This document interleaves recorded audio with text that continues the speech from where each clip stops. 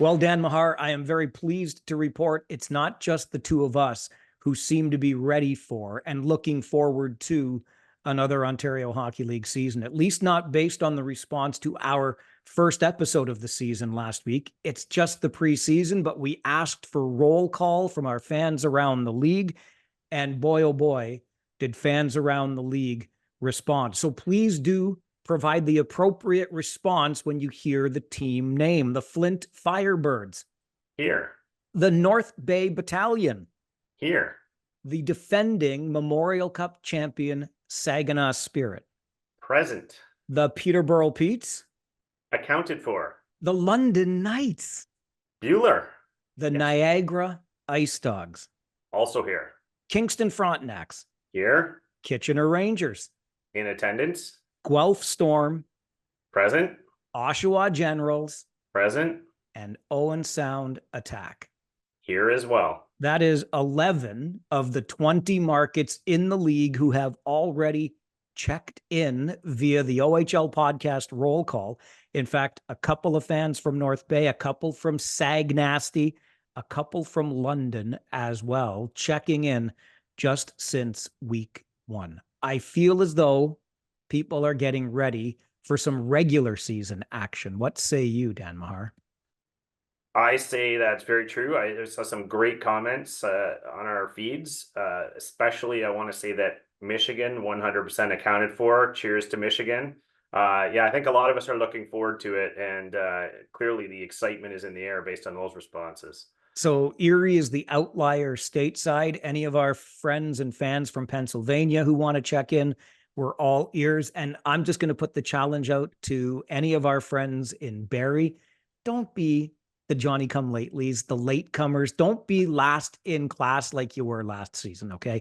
But Dan and I are pretty excited to be back for another season. And as we are back for another season on this podcast, we are thrilled to have along with us DraftKings Sportsbook. Now, it's not just another OHL season coming up. We are into another NFL season. That's right. The NFL is here, and that means a new season with new ways to get in on the action at DraftKings Sportsbook, which is an official sports betting partner of the NFL. Ready to place your first bet? Try betting on something simple like picking a player to score a touchdown. How about Tyreek Hill last week? Arrested, stopped by police before the game, scores a touchdown in the game for the Miami Dolphins.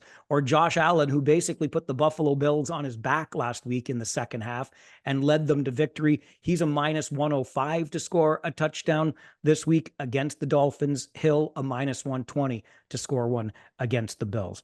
Ready to do a touchdown dance of your own? Score big with DraftKings Sportsbook, the best place to bet touchdowns. Download the DraftKings Sportsbook app and use code THPN. That's code THPN for new customers, and get $250 in bonus bets when you bet just $5 and get 1 month of NFL Plus premium on us. Only at DraftKings. The crown is yours. One of the emails we got last week, Dan, to ohlpodcast@rogers.com came from Dan, who's a relatively recent OHL fan, listening out of and following the league out of Rochester, New York. He's an Ice Dogs fan, but until they're good, he says he's sticking with the Owen Sound Attack.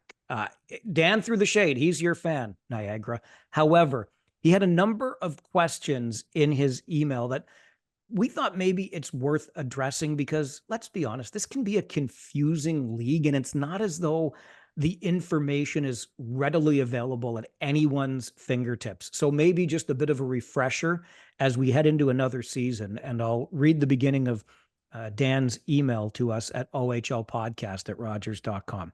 I've been following the O from the States since 2017, and I'm still baffled by a couple of things that don't seem to be posted anywhere in the CHL or OHL rules online. Number one, age rules. I believe the O allows 3 overagers, but what are the rules regarding how many players of different ages can be on a roster? i.e., how many 16-year-olds must a team have? 17, 18, 19-year-olds? Dan Mahar, you want to take Dan from Rochester's question here? Sure. Yeah, Dan, I understand how this is confusing, especially with some nuances to these rules, but really the only two age categories you worry about limitations on are the overagers and the 16-year-olds, or if you want to call them underagers. So those drafted this past year. So in this case, those are 2008 born players this year, and you're allowed up to 4 of those. You can have a few others that are not going to ultimately be signed to what are known as A cards or main OHL playing cards. So those players can play up to 10 games before you'd have to sign them to an A card. But so it gets a little confusing with some of the nuances. But the main point to understand is you can have 4 16-year-olds. The caveat, again, why not complicate things?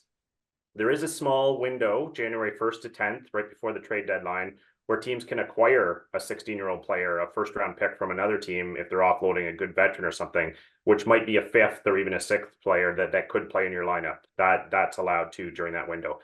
On the overage side, you can hold 4 of those up until the deadline, in which case you got to get down to 3. So you'll see a lot of teams in the OHL having 4 on the roster. On any given night, you can only play 3. So that's why you'll see one sitting in the press box for a lot of games, not an ideal situation. A lot of teams try and rectify that far before the deadline in January, but you do have to be down to 3 on your roster by that point. So it's really those 2008 borns, and in this year, the 2004 borns, the overagers, that have any restrictions. There are no restrictions to 17, 18, 19-year-old players, those 2005, 2006, 2007s. What you will find is most teams like to have a little bit of a mix. You don't want to have no 2006s and all 2007s, for instance. So teams will try and blend that just so that year over year they're competitive. But there are no official rules on those age groups. So that clear as mud, Mike? Exactly. Clear as mud. Save this episode, listen to it back when you're really bored or you really want to get deep into the details of some of the minutiae in the league. But when you mentioned, first of all, trade deadline, always January the 10th in the Ontario Hockey League. Okay. So keep that in mind. And you mentioned that window for 16-year-olds, Dan, to be traded, which can allow you to have more than those 4 on your roster. But that's something else that I find gets asked an awful lot in this league, and that is trading first round picks. You cannot do that. Unlike in the Quebec League and the Western League, where you can throw first round picks around like candy. We talk about that in this league when it comes to trades, second round picks, third round picks, 10 picks. We just had a deal for Carson Rakoff already this season, etc. You often hear these deals with a lot of picks attached to them. The second round picks are the prime currency in the Ontario Hockey League because you cannot trade first round picks. However, after that player in their 16-year-old or rookie season has played past Christmas, you do have that window approaching the trade deadline on January the 10th to move that player if you decide, obviously, it's going to be good for the future of your organization. And we saw a number of teams do that last season. Most of those 16-year-olds ending up in Peterborough, as Mike Oak, the GM there, did a pretty shrewd job of getting those young players onto his roster. He did, yeah, and you'll see a lot of that. And the trouble with all of this discussion, Mike, is there's always a bunch of caveats and nuances that confuse people. So we tried to outline the main things to keep in mind. And I guess technically you can trade a first round pick a little earlier, technically. That is if it's a defected player. So you draft a player in the May draft or April draft, whenever the OHL holds its draft, and then you decide that player is not going to report to you. So if you trade his rights prior to September starting, you can call him a defected player and you get a compensatory pick in the next first round. So that's why you see some of these names. I believe last year, Michael Hage moved 2 years ago. We just saw Adam Valentini rights move this year. That's why that happens. If the teams wait too long beyond that September deadline, they cannot move the rights and get that compensatory pick. So lots of little caveats and nuances here, but the main gist of it is you can't trade first round picks, the pick itself or the player aside from that window. Now my head is already starting to hurt, but I'm glad you brought it up because we have an example in the league already this year with Adam Valentini, his rights traded by Brampton. Sorry, I almost said Mississauga, to the Kitchener Rangers.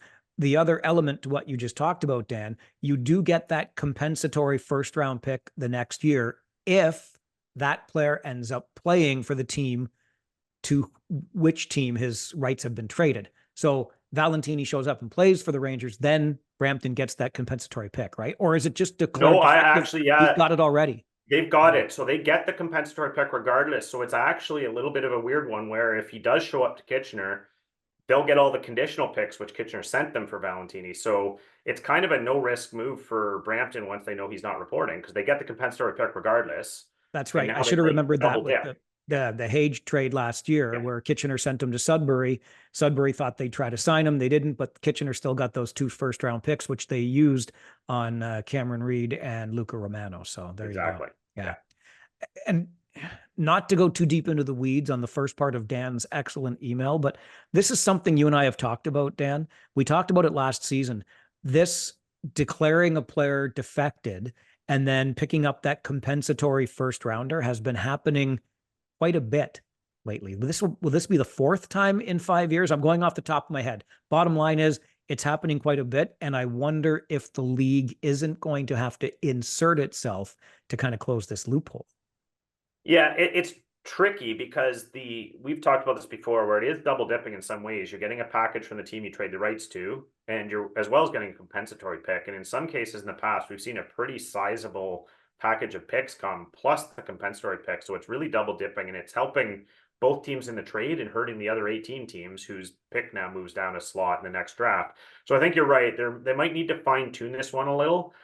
I will say that in the most recent one, the Adam Valentini one, it did look like that package of picks, and was similar to the Michael Hage one, has shrunk a little bit. So the number of conditional picks coming over is not a ludicrous amount anymore. So the compensatory first round pick plus those picks would be a reasonable compensation for a player of Valentini's ilk or something like that. So as long as maybe the teams have been reined in a little bit behind the scenes, saying, look, it can't be like a package of 6 or 7 picks plus you get the compensatory. So I feel like maybe they're reining themselves in a little bit behind the scenes just based on recent events. But you're right, the league can't love the optics of having 2 teams kind of get together on that, and the other 18 sitting on the sidelines kind of lose out a little bit. The bottom line here, Dan from Rochester, based on your email and the questions contained therein, you're not the only one with questions like this. Even Dan Mahar and I continue to work it out amongst ourselves, and we've been following this league for a long time. It's not the clearest thing. And Dan's email goes on to say, what prevents a team from rostering nothing but 19-year-olds, NHL drafted players, and 3 overagers? And what do these rosters, or when do these rosters need to be in place? Beginning of the season, which is coming up in a couple of weeks, and nothing prevents a team from rostering 17, 19-year-olds and 3 overagers. Of course, the next season, it's going to be pretty ugly because you can only keep 3 of those 19-year-olds as 20-year-olds, and you haven't developed any of the young players. And Dan Mahar alluded to that earlier, but nonetheless, there is no rule that prevents the age of a team from maxing out, so to speak, with a whole bunch of 19-year-olds and your 3 overagers. So some excellent questions there. Also, Dan from Rochester wants to know, Dan Mahar, on what date on the calendar is the age of a player determined for the upcoming season? Yeah, this is one that confuses a lot of people, Mike. And so I'm going to try and be as clear as I possibly can. If you're talking about eligibility for the OHL, for junior hockey, it goes by the calendar year, goes by your birth year, straight, easy, simple. This year, if you're born between 2008 or 2004 and 2008, you're eligible to play junior. Of course, those 2004s being overagers. NHL eligibility for their draft goes by the somewhat arbitrary school-based date of September 15th in a calendar year. So if you have turned 18 prior to September 15th of that year, you're eligible for that draft that happens in June, the NHL draft. If your birthday is between September 15th and the end of the calendar year, you're bumped to the following NHL draft. They refer to it as a late birthday. So that's why you'll see in this past NHL draft, you would have seen they were all 2006 born players that were up for draft mostly, with a sprinkling of 2005s. And if you check most of those 2005s, that's why they were born in the latter quarter of the year.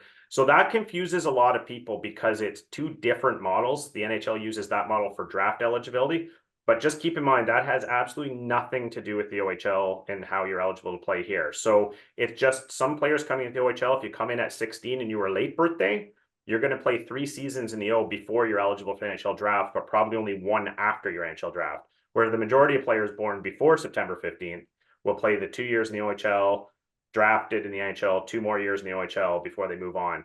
So it's just keep in mind, as it relates to the OHL and junior, it's straight your birth year. This year, the kids that were born in 2008 were the ones that were eligible to be drafted. I'm going off the top of my head again, Dan, shaking off the rust here early season, but the late birthday NHL eligibility counts on Porter Martone this year. Yes. Yes, yeah. So every now and then, like it's kind of like school where they notice a trend where those born early in the year have a little bit of an advantage, academically, athletically. So you don't see it as often where it's a late birthday that's a high-end NHL pick, but you do see it. And every year it seems lately there's been kind of one player in the top 5 to 7 in the NHL draft that's a late birthday, and has maybe a little bit of an advantage getting there. So I believe Alex Lafreniere was another one fairly recently in the NHL, drafted for Toronto, was a late birthday. And there was some concern maybe that impacted. He had 3 years in junior. He was technically in his 19-year-old year after that. So it can weigh in. But yes, absolutely. There's a few late birthdays that creep high into the NHL draft. So Porter Martone, already having played 2 years in the Ontario Hockey League and is by all accounts a stud or very close to it, gets another season under his skates. And you know that NHL scouts are already salivating to see what he'll do as he goes into a 19-year-old or a third season in the O. So for the overage eligibility, one of the other things that I always find confuses people is we talk about 20-year-olds as being overagers in the Ontario Hockey League. They are. As Dan Mahar pointed out, if you're born in 2004, you are an overager this season, but you can turn 21 before the season comes to an end. So don't let that confuse you. But bottom line is, if you are an 04 birth year, you are an overager in the Ontario Hockey League this year, which prompted me, Dan, as we get ready for another season, to take a look at the overage situations for each team in the league this year. Again, Dan from Rochester's email getting me thinking about this. You can have 3 suited up, dressed on any given night for your team. As Dan Mahar already pointed out, I've got way too many Dans this week to deal with. That's why Dan Mahar is getting fully name dropped. I feel like his father. Dan Mahar, you are in so much trouble with me, young man. As Dan Mahar already pointed out, you can carry 4 right up until the trade deadline, but you can only dress 3 on any given night. And frankly, it's not too often you see a team dragging a 4th overager that long into the season. And I say dragging because you essentially have a player at that level of their junior career and at that age not playing night in and night out. It's not really fair to the player. You look around the league now, and there are 13 teams, 13 of the 20 OHL teams that have got to figure out something to do with at least one OA. 6 teams are right on 3, and only 1 team, the Brampton Steelheads, have room to add an overager. So it's not too difficult to do the math. There will be a lot of players waived out of the league, going to a different league, maybe picking up and going to school in the next number of weeks as teams sort of get their rosters set. And you and I talked about this offseason, Dan, the Spencer Sova signing by Brampton, which I really liked. I like Sova a lot as a player. And the first thing I said to you is, wow, that's interesting. Why would Erie get rid of him? Well, because Erie at the time had an overage glut. Now they're down to 3, but they decided Sova was the expendable piece. Erie right now has Sam Alfano, Martin Mishiak, and Pano Femus as their OAs. Spencer Sova, the odd man out. Brampton had room to add one. That's a nice steady piece on the blue line with experience for the Brampton Steelheads this year. It definitely is, and it's a little bit of a game too when you're playing musical chairs with these overagers. A lot of people behind the scenes will look and say, why'd they move him? He was better than this other overager. But often it comes down to a bunch of factors. So if you're a team not expecting to contend, you'll move the one that has the most market value potentially. So it might be one of your better ones. If you're a contender, it's probably the opposite. You're looking to move a guy that might not have as much value, that can take longer. And teams all wait for the dust to settle. By and large, a lot of these overagers have kind of had discussions with their team at the end of the previous season, kind of know where they stand. They know they might be the 4th or 5th. Team will try and find a home for them. It might be waived through the league and you're on to Quebec or Tier 2 Junior A, or like you said, school. So the teams try and work with these kids to find landing spots, but obviously plan A is to find a landing spot within the league. So Erie one of those 6 teams that have 3 overagers.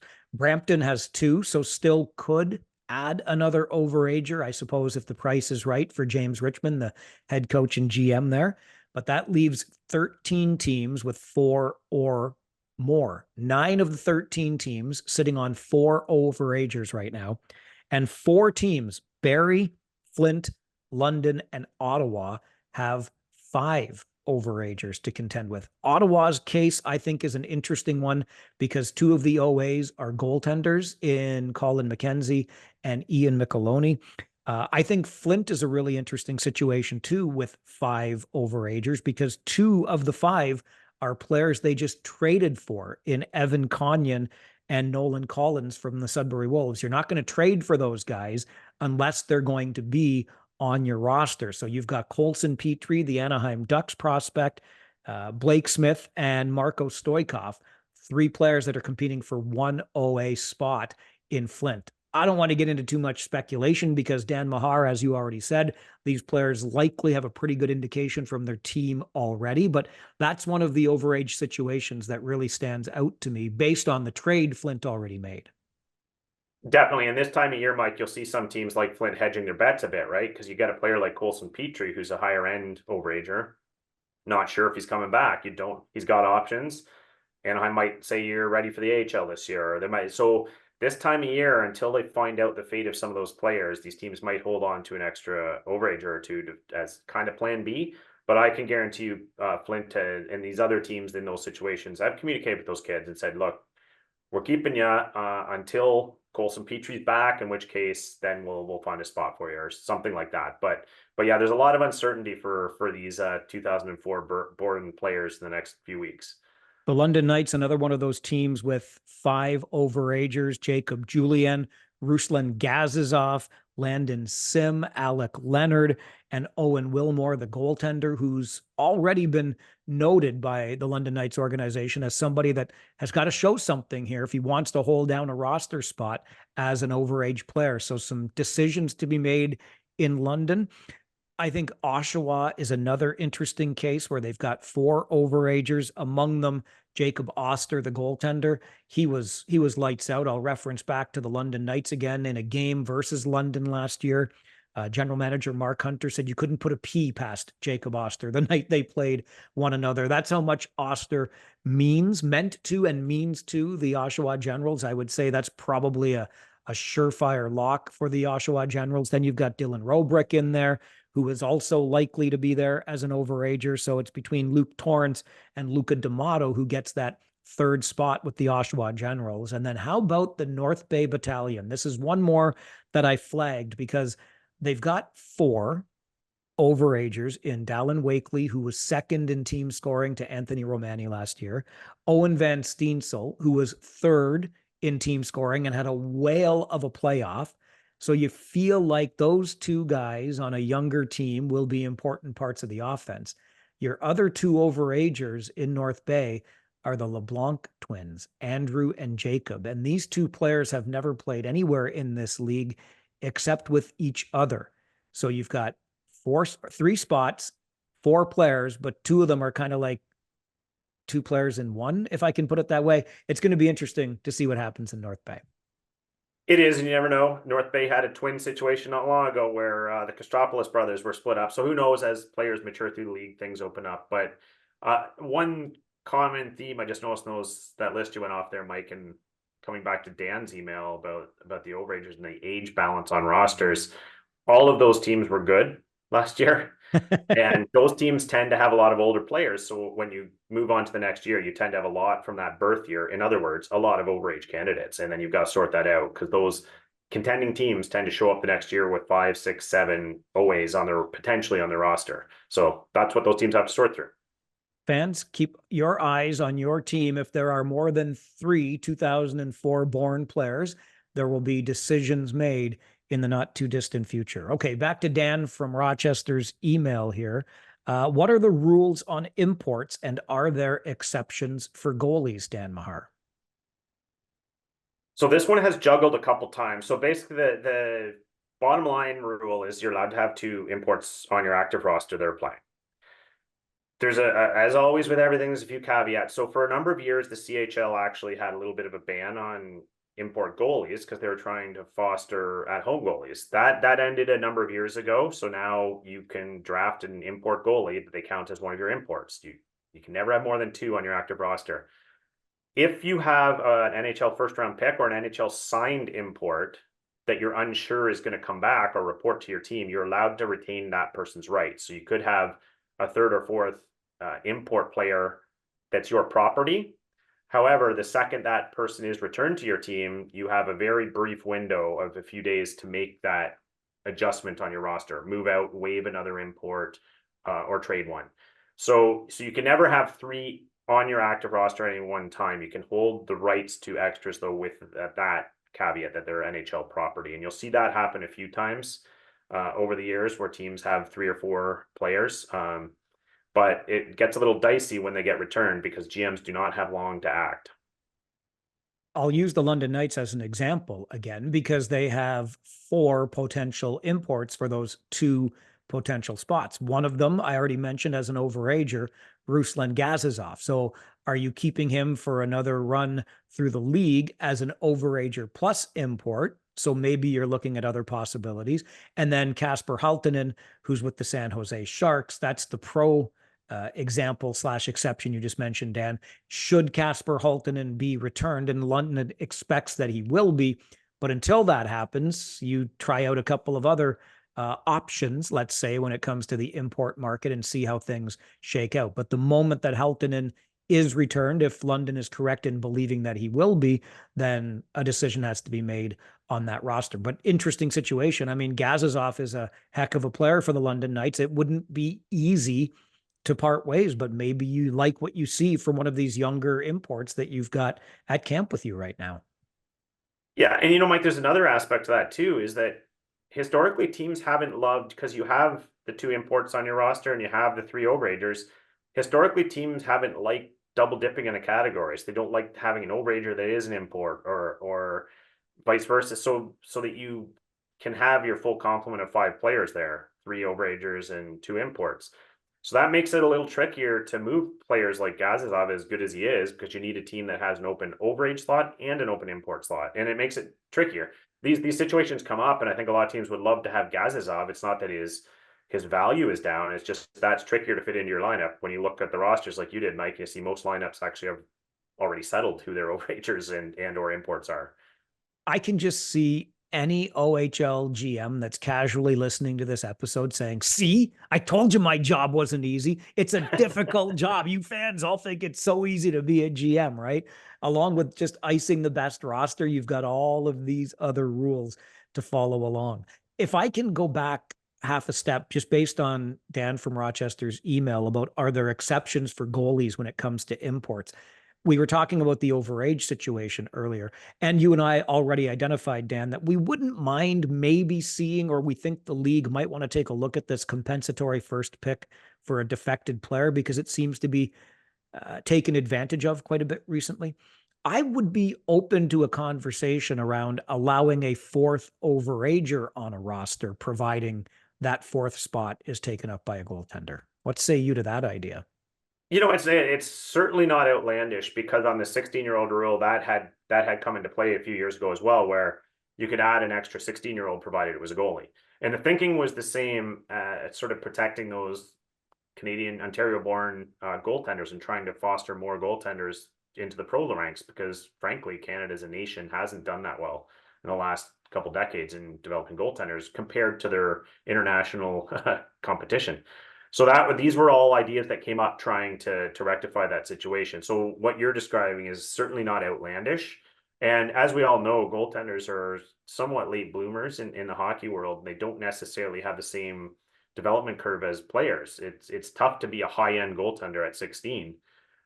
Usually, goalies in the NHL are 24, 25, 26 before they're locking up a number 1 spot, whereas players can do it at 21, 22. So there is some merit to saying, yeah, if that extra overager spot, if it's a goalie, because some of these goalies didn't even get a shot at starting in the OHL till 19. So why not give them a second season here? Don't force pro teams to make a decision on them that quickly. Give them a little more runway. I don't think it's without merit. Dan from Rochester's email goes on to ask, what are the rules on trades for players who are still in school? Dan Mahar. Yep. So this one's a little more straightforward, hopefully. So, so technically, any high school attending player in the OHL, which is roughly 60-70% of them, technically has a no trade. They have to agree to be traded. So that's the main rule there. You can trade players with that are in school. You just kind of need their agreement. And if it's a post-secondary institution, there are players that they're in post-secondary. So, 19, 20-year-old players that have no trades based on something they negotiated with the team when they signed. So you'd have to get their permission. So when you add those players in with the high school age players, it's, 80% of the league have no trades. So you have to get their agreement. Then there's that smaller group that isn't protected by that. So if you're a 19-year-old that doesn't have a no trade, they don't have to ask you. They can just move you. But so it is a little more complicated than I maybe suggest off the top, but that's the gist of it. If you're in high school, they need your permission. And for the most part, that permission is granted, if we can put it that way. I will add to this just to, carry the storyline a little bit further. I kind of waffle on this one. I've never been a huge fan of yeah, but they're kids in this league when it comes to criticism. And that I don't want anybody to be sitting in their seat at a game and calling a player names or saying they're trash or something, really derogatory. But I don't think that a team that is in the best development league in the world is above criticism in general, just because the players on the ice are between the ages of 16 and 20, which is kids to most of us. So that's where, but some days when I'm feeling ultra sensitive, I will be like, come on, give them a break. They're just kids. And in this case, I think it's one of the things that we forget. And I would like us to remember that we're talking about players who are, in some cases, in 60 or 70% of the cases, still in high school. So when we talk about wanting to make our particular team better by making this trade or that trade, remember that what we're talking about is uprooting a kid potentially that's in grade 9 or 10 or 11 in high school still. And just think back on your own high school career. If you went to the same high school for the entire 4 years, which most of us did, or if you had to move high schools even within your city, or worse, moving out to a brand new community, that's not an easy thing to do. So I think we should always remember that in this league. And also that, not that I want to try to give one league or say one has an advantage over the other, but in the NCAA, for example, we often talk about the student athlete. I think more here we look at the athlete student in the Ontario Hockey League. Yes, they are students, but we see them primarily as athletes because they play for a city and a team nickname as opposed to a school, right? An academic institution. But in having said all of that, I will also just add I'm old enough to remember a time in this league where players would be on the bus after a road trip and pulling out their textbooks, like the big, thick biology textbooks, to start diving into their homework. Everything, including high school, is online now, which, in my opinion, makes any transition from Ottawa to Windsor or Erie to Sault Ste. Marie, US to Canada notwithstanding, but it makes the transition that much easier with all the online opportunities.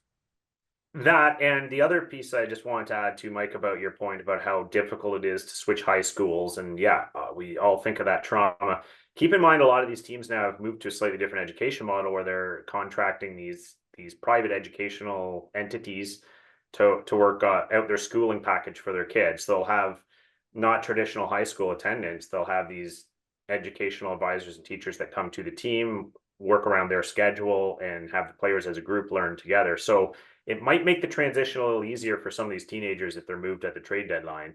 And then the other piece, of course, I should mention is when you have teenagers moving across the province, like you said, Mike, I think people always think of these in the extremes.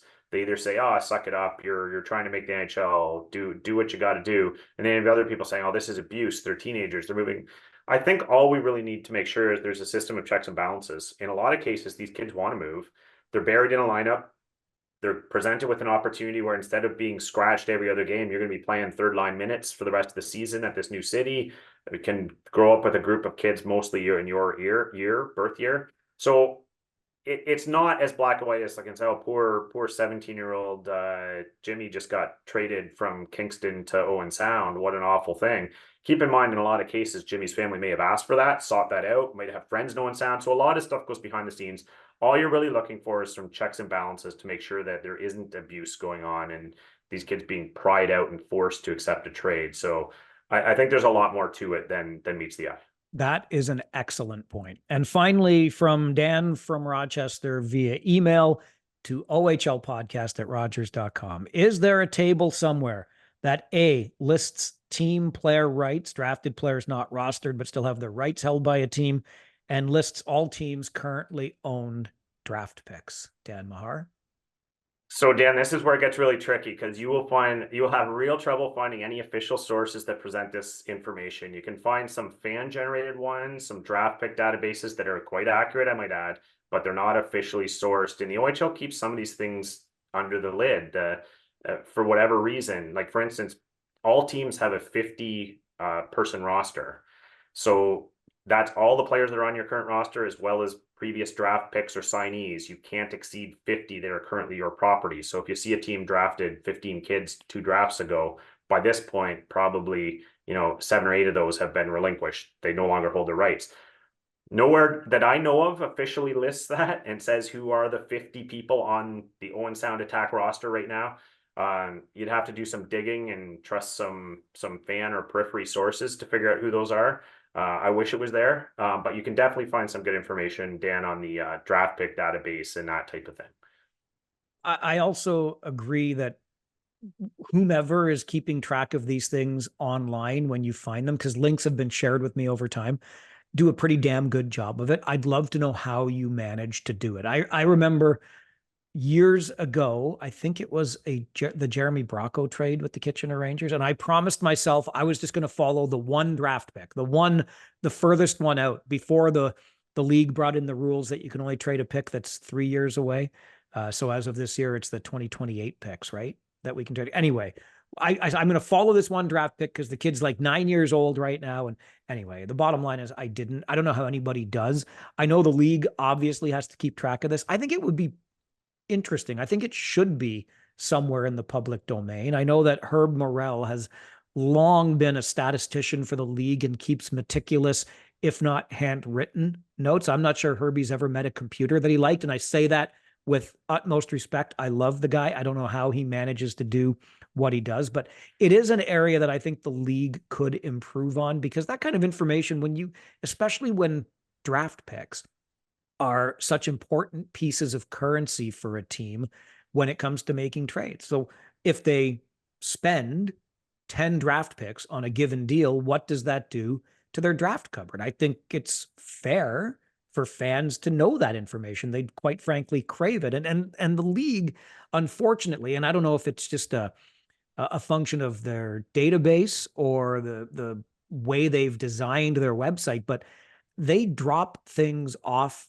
the website in the media notes section far too early for my liking. I think you should be able to look back through an entire season from basically the end of last year's Memorial Cup right through this year's championship to see all the moves that were made, all the discipline that was handed out, et cetera. And the league, I mean, it might get too unwieldy. I don't know, but I think there could be more done to keep fans informed. And whomever it is that's doing it online, good job. You are a far better person and a bigger geek than I am. And again, I say geek with love in my heart. I really do. Well, it's like anything, Mike. You get your hardcore fans, right? And they want to know, they're interested in this stuff. And I think historically, there's probably a little bit of a sentiment around the league offices that who cares about, fans don't need or want to know which 4th round pick from this team was traded in 2028. They do, though. There's a market for that. There's a lot of people that do or are interested in that, and you know that it exists because the GMs have it. When they're negotiating these deals, they have the spreadsheet in front of them, say, well, you own this pick, and this pick, so those are the ones we want for this player. It's there. So yeah, I don't see any harm in sharing that.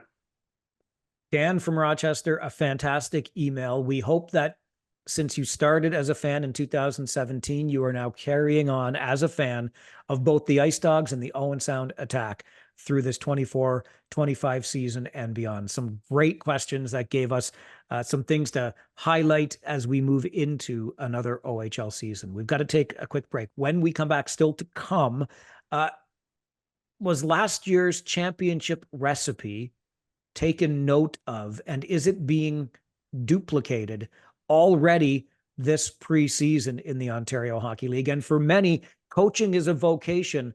And unfortunately, for one, the fraternity is one less as we head into a new week here. Stay with us on the OHL podcast. This episode of the OHL podcast is brought to you by BetterHelp.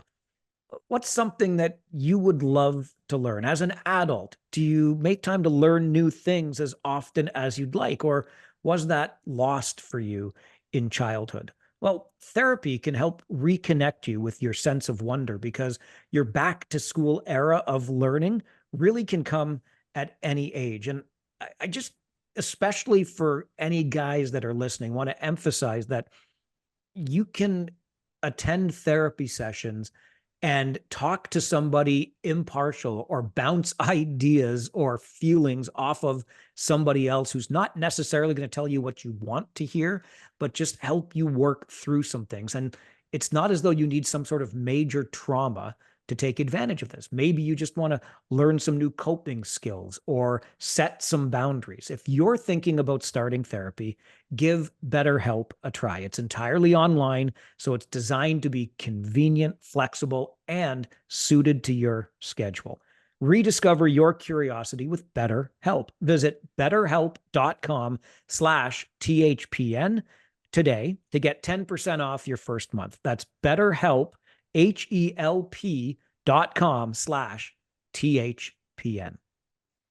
Dan, I'm reluctant to read anything into the preseason, so I'm not going to read too much into the Kitchener Rangers being 5-0 with 5 shootout wins. I like the bizarre aspect of that stat, though. A team that didn't have a single regular season shootout last year has had 5. Every preseason game has been a shootout, and the Rangers won them all. But that's okay. That happens sometimes, weird things. I'm not putting too much stock in it. So I also won't put too much stock in, but I find rather interesting that the Erie Otters and the London Knights played a game last Friday, during which there were, are you ready, 12 game misconduct, an even dozen game misconducts. In fairness to the teams involved and the players who compete for them, there were some double misconducts in there for fighting and then second fighting on the same stoppage. So whatever. So some 4 players got doubled up, if you will. Still 8 game misconducts in one preseason game between the Otters and the Knights. How much do we read into this? Probably not a whole lot. It does remind me of the 80s and 90s, though, right? And yet when you had all these like gong shows in the preseason, and then the league had to step in and make rules like the one they currently have, where if you get in a fight in the preseason, you're out. Let's just cut the nonsense. But obviously, in between these two teams, in a home and home, it didn't really alleviate things. Players had no issue getting themselves turfed.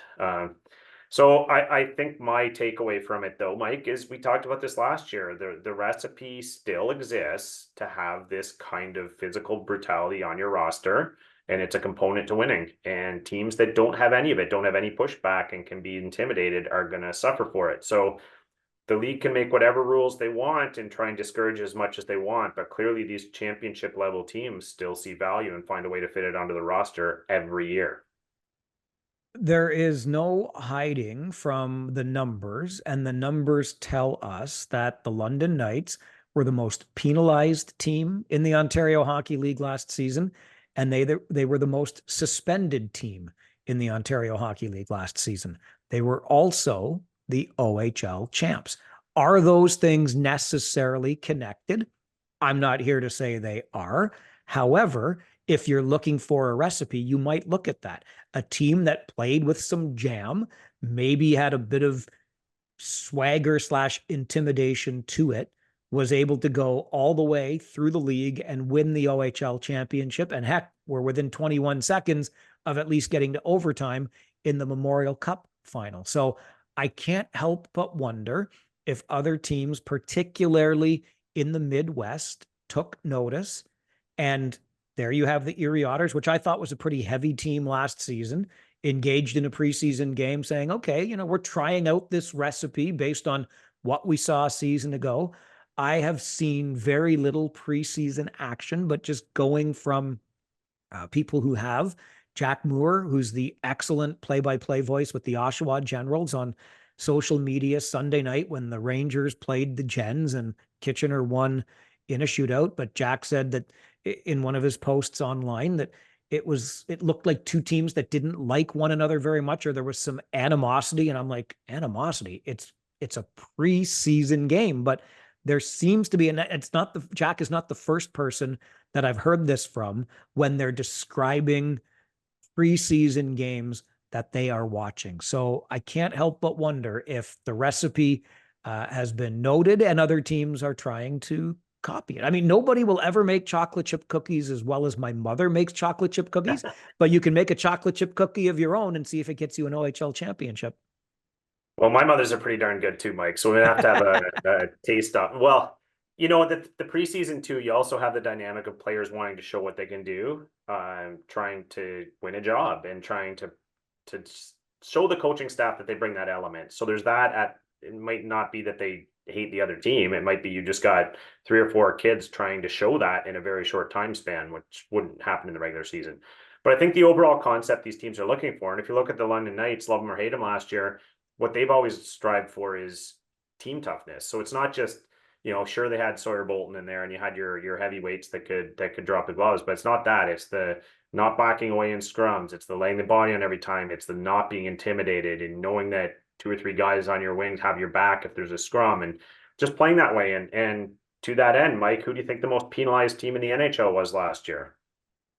Was the Don't Cup tell me. champs. I was going to say, don't tell me it was the Florida Panthers. Florida Panthers. Yeah. Sorry, I didn't give you time to guess. I didn't want to put you on the spot, but yeah, it's a thing, and it's a thing that works if you can do it properly. Stay within the rules. You're not wanting to take suspensions and penalties all the time, but you have that element, and teams, quite frankly, know they can't beat you in the alley. So you've already won that battle. Now you just got to worry about the hockey side. So it's a recipe.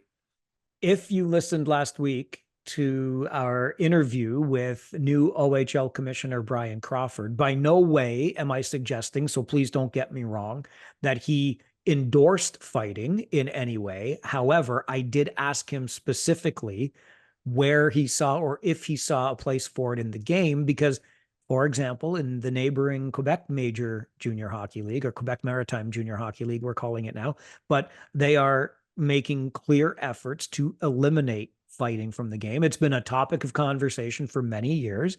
And Commissioner Crawford, I was just searching for the right term, made it clear that player safety will always be a top priority. However, this is still a physical game. So it's not as though he endorsed dropping gloves and punching one another in the face. However, he also didn't say that I'm looking to get this out of the game as quickly as I can. You can go back and listen to the episode. The OHL podcast with Brian Crawford was our episode just before this one, and have a listen yourself to what the new commissioner of this league had to say. But certainly, and maybe we shouldn't be surprised from a guy that played 7 years in the Canadian Football League, that he's not afraid of the physicality that comes with a game like this. Well, it's part of the product, right, Mike? Like, people go to the hockey games because it brings all those elements, one of which is physicality and toughness. And like it or not, that's part of the appeal. It's been part of the appeal for 100 years, and it always will be. And I think you've got a wide segment of your fan base that will be disappointed if you strip that back. You say, why would you? It's like regulating the speed on cars in F1 races or something. It's taking away a key element that attracts people. So it's about finding out how you can keep that safely in the game. And I think Brian Crawford kind of nailed it in his comments. It's one of the things I wish we never had to do, but life is what it is, and it's very precious, I might add, in this regard. But the hockey, the sports community is small enough. The hockey community, one subset of that broader sports community. One thing I know for sure in this community, your teammates always have your back, whether they play for a different team and wear a different sweater or not. And when we lose a member of this community, it certainly leaves an impact. And that goes to the coaching ranks as well. And I said earlier, coaching is a vocation for so many. Dan, I know that you are a member of that coaching fraternity. And for you, it is a vocation. And unfortunately, some difficult news to share this week. Yeah, I just want to take a second to give a shout out to a colleague, guy I've coached against for several years, a good friend to many of us in the Kitchener Minor Hockey Association. Chris Bryden passed away a little over a week ago after a brief illness in August, kind of unexpectedly. Briner was a passionate coach, really did everything he could for his team, really stood up for the kids, was there for them every game, showing his passion. This was a guy who exact same age as me and Kitchener Dutchman legend, 398 penalty minutes in 40 games one year, and then decided, I don't know if I want to play this way next year, and went out and scored 29 goals in 45 games. So this is a great hockey player, turned into a great dad, great coach. To his wife, Sherry, and son, Ryder, to his brother, to his mom, to everyone that knew him, a legend. You'll be missed, Bryner. Well said, my friend. Well said. And it just leaves another hole in that vocation. I had another coach within Kitchener Minor Hockey tell me just this week that it is, if anybody's interested, because KMHA could always use those volunteers, particularly volunteer coaches. You get more out than you put in, according to this coach. But regardless, a minor hockey association in your community, I'm sure, could use you as well. And the fraternity and the sporting community, the hockey community, has always got your back. So, Bryner, you will indeed be missed. All right. That'll do it for us this week on the OHL podcast. You won't want to miss next week. Are you ready for it, Dan? Like, should we prepare some suits of armor in advance? It's going to be on the record, plus on the internet forever. But next week, we launch into our preseason predictions for how the regular season will play out. I could just like sing or tap dance, Mike, if you just want me to make a fool of myself on air. But yeah, we'll try it. We'll try it again. We will try it again. I'm going to keep careful notes, and you can too. And then sometime around November or maybe even February, you can look back or listen back and tell us how wrong we were. But nonetheless, we'll stick our necks away out beginning next week and take a look individually in the next 2 weeks, the Eastern Conference and the Western Conference, and how we see the OHL final coming together for 24-25. That guy over there is Dan Mahar. Find him on Twitter or X at his name, Dan Mahar. I'm Mike Farwell at Farwell_OHL. If you didn't check in yet on Roll Call, we've still got 9 markets we're waiting to hear from. Drop a comment on YouTube or send an email to ohlpodcast@rogers.com. Your predictions are coming next week on the OHL podcast.